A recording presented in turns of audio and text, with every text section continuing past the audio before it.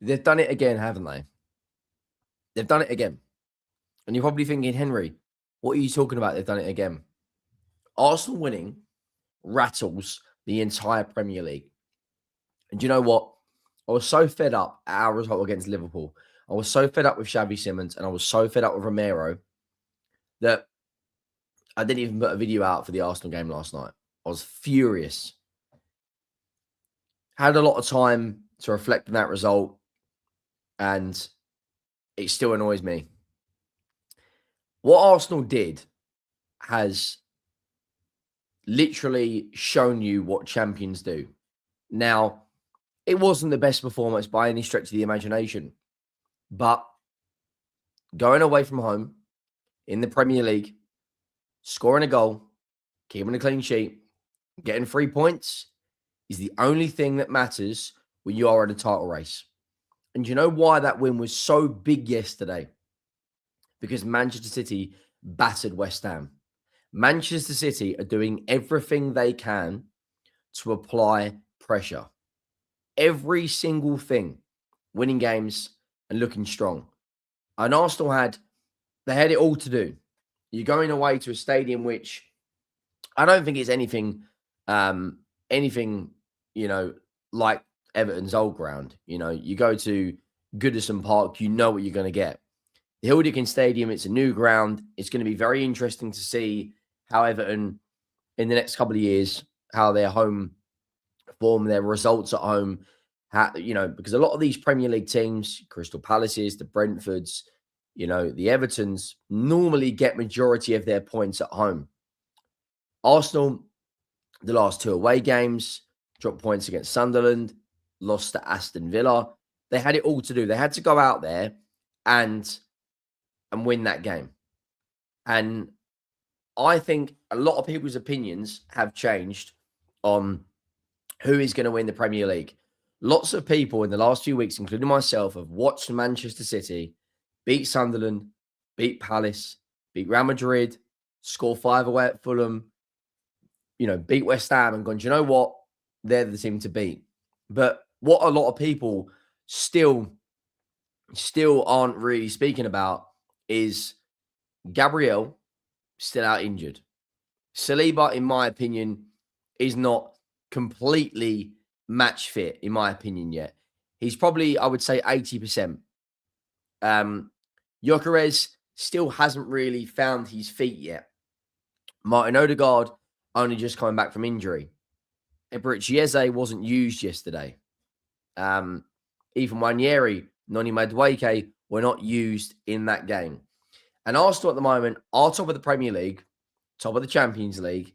And if they beat Crystal Palace, they're in a semi-final of the League Cup. And what I don't seem to understand is, and I've said this numerous times, is whenever this Arsenal team lose, the meltdown is obscene. But whenever they win, the rest of the Premier League is furious and rattled. Make sure you go down, drop a like on the video if you haven't already. Make sure you do hit that subscribe button.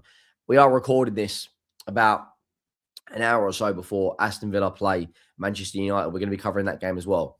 But I wanted to talk about a number of things yesterday that I saw. This was the lineup. Calafiori, Timber, Nkapie, Saliba, Zubimendi, Odegaard, Rice, David Raya in net, Gyokeres, Saka, Trossard. Now, Gyokeres was on the score sheet. I don't know what the penalty situation. I don't know why your arm is up there. I have got, honestly, no idea. But what's really, really interesting is the narrative of it was a lucky win. It wasn't a convincing win. Well, I want to look at the numbers first. It was a lucky win. Everton did not create a big chance, and Arsenal come away with 2 XG. Obviously, you're naturally going to have a higher XG when you get a penalty. I think it's like 0.7 XG is roughly what a penalty is.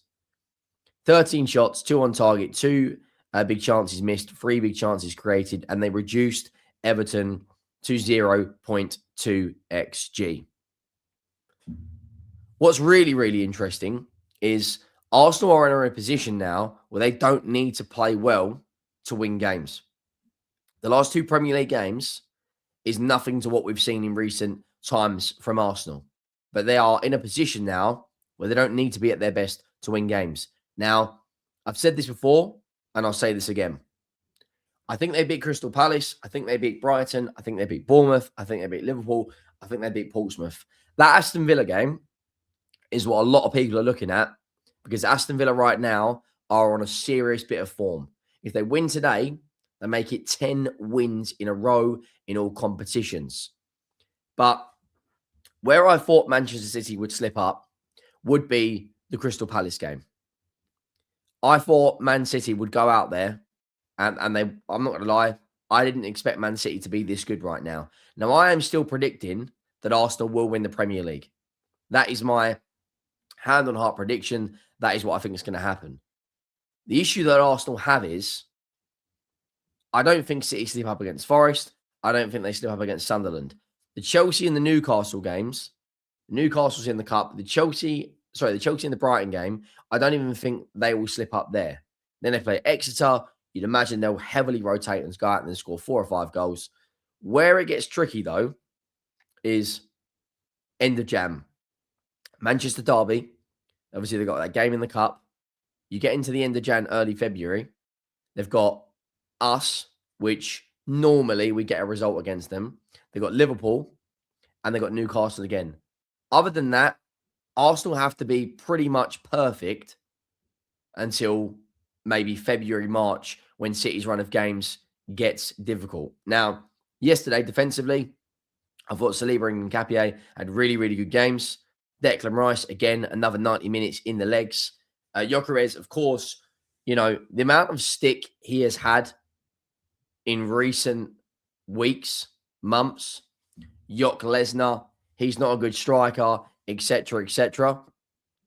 I'll be honest, that penalty yesterday was massive for him, and it was massive for his confidence. You're looking at a player that didn't have huge confidence, stepped up away from home in a must-win game and bags the penalty. That is a player that, like, he has got ability, and anyone who doesn't think he does, you're just lying to yourself. A Finnish striker has 5 goals in 12 games, and I think so far has got 7 in an Arsenal shirt. And bearing in mind, it's a new league. He doesn't have the space to constantly run in behind him what he's used to, so he's having to adapt his game. He took the penalty yesterday really, really well. Now, Arsenal will probably make a number of changes before they play Crystal Palace. You'd imagine Ndiaye, Noni Madueke will come in. You'd imagine probably one of maybe Jesus will start. I believe Gyokeres should start that game, because if he goes and scores again, all of a sudden he starts to get a bit of momentum. Now, Crystal Palace were absolutely atrocious against Leeds, and Leeds United scored 4 goals against them. So that game against Palace on Tuesday, this is the predicted lineup, and I think comfortably Arsenal will go out there and win 2-0, maybe 3-0. That's pretty much the same lineup that played against Everton. Now, obviously, Crystal Palace have got a massive, massive congestion of fixtures. Conference League, Premier League, League Cup, FA Cup. I think they've got to play something like 5 games in 16 or 17 days. Something crazy like that. Or maybe 18 days. But I do believe Arsenal will win. And if Arsenal get through to the semi-final of the League Cup and they're top of the Champions League and they're top of the Premier League, I don't understand this meltdown. I really, really don't. Because a lot of these fixtures, Brighton on Saturday, they win, in my opinion. They win on Tuesday against Aston Villa. I believe they beat Bournemouth away.